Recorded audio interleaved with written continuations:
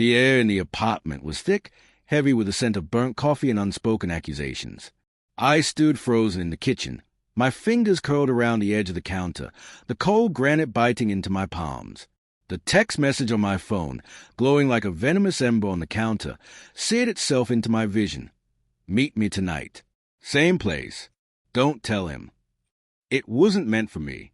It was meant for her, Lila, my wife of 7 years, whose laughter used to feel like sunlight but now echoed in my head like a taunt. I hadn't meant to see it. Her phone had buzzed while she was in the shower, the screen lighting up with a name I didn't recognize, Elliot. My stomach had twisted, a primal instinct urging me to look away, to trust her, to believe in the life we'd built. But my thumb betrayed me, swiping the screen open. Those 9 words unraveled everything I thought I knew. The shower stopped. The sudden silence was deafening, broken only by the drip of the faucet and the thud of my heartbeat. I shoved the phone back to its spot, my hands trembling, and stepped back, pressing myself against the fridge as if it could anchor me. Lila emerged, her hair dripping, wrapped in a towel the color of the peonies she'd planted last spring. Her eyes, those hazel pools I'd drowned in 1,000 times, flickered with something. Guilt? Fear? Or was I imagining it? You okay, Nate? She asked, her voice soft but edged, like she was testing the waters. She tilted her head, drying her hair with a second towel, the motion so familiar it stung. I forced a smile, my lips tight. Yeah, just tired. The lie tasted like ash. I wanted to scream, to demand who Elliot was, why she was sneaking around, but the words lodged in my throat. What if I was wrong?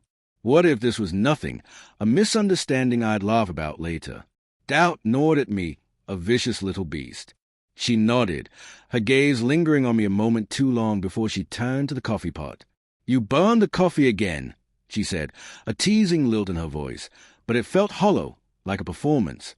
I watched her pour the dark liquid into a mug, her fingers steady while mine twitched with the urge to grab her phone and confront her.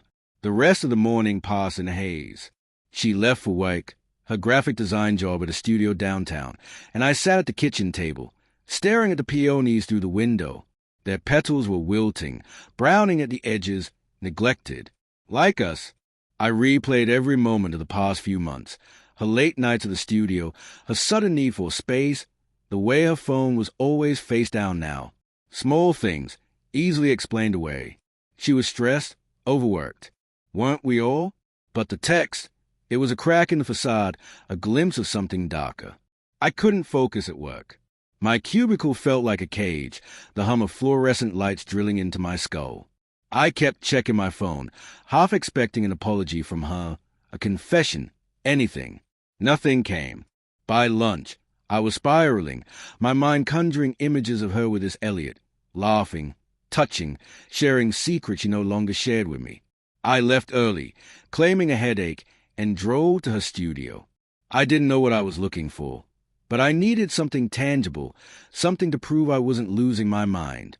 The studio was a loft space with exposed brick and wide windows, the kind of place that screamed creativity. I lingered across the street, my car idling, watching the entrance. At 4:17 p.m., she emerged, her hair catching the afternoon light. She wasn't alone. A man, tall, broad-shouldered, with dark hair and a leather jacket, walked beside her. They stopped by a coffee cart, and she laughed, her hand brushing his arm. My chest tightened, the air in the car suddenly too thin. Was this Elliot? Or was I seeing ghosts in every stranger? I followed them. God help me. I did.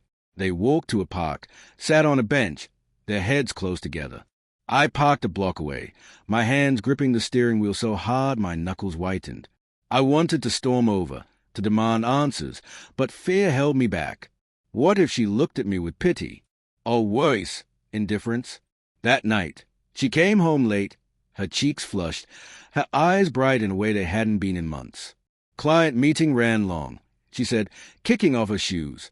She didn't look at me, busying herself with a bag, her phone tucked into her pocket like a secret. Which client? I asked, my voice steady despite the storm inside me. She froze, just for a second, then smiled. Oh, you know, the Thompson account. They're picky. She moved to the fridge, pulling out a bottle of wine. Want some? I shook my head, watching her pour a glass, the liquid glinting like blood in the dim light. Who's Elliot? The question slipped out before I could stop it, sharp and heavy. Her hand paused midair, the wine bottle hovering.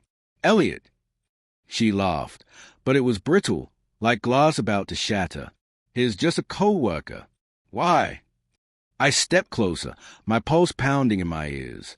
I saw a text on your phone this morning. Meet me tonight. Same place. Don't tell him.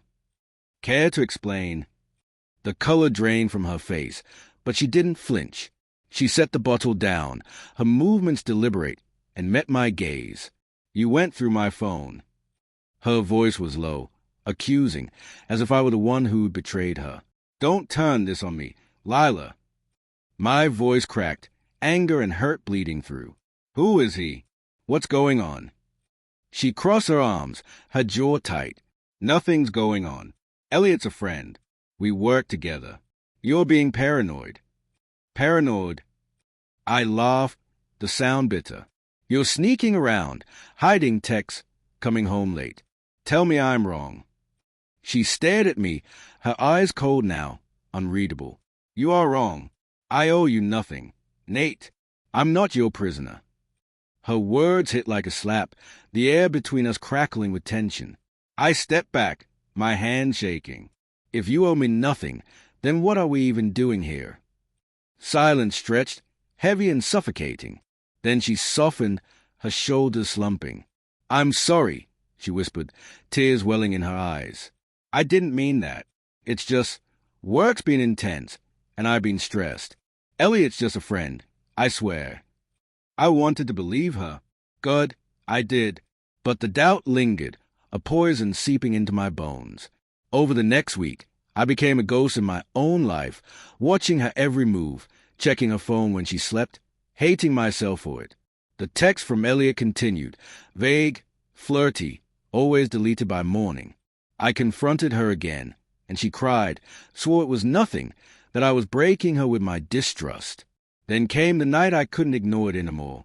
I followed her to the same place, a dimly lit bar downtown. She sat in a corner booth, Elliot's arm around her, her head on his shoulder. The sight gutted me, my heart splintering into 1,000 pieces. I didn't confront her. I couldn't. I drove home, packed a bag, and left a note. I saw you. We're done. I expected her to call, to beg, to explain. She didn't. Instead, a week later, she showed up at my sister's house, where I'd been crashing. Her eyes were red, her voice raw. It wasn't what you think, she said, clutching a letter.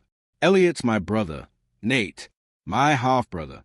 I didn't tell you because he's been in and out of rehab, and I was ashamed. She handed me the letter, written in her jagged handwriting, detailing how she'd been helping Elliot, meeting him in secret to keep his struggles private. My heart sank, guilt crashing over me like a wave.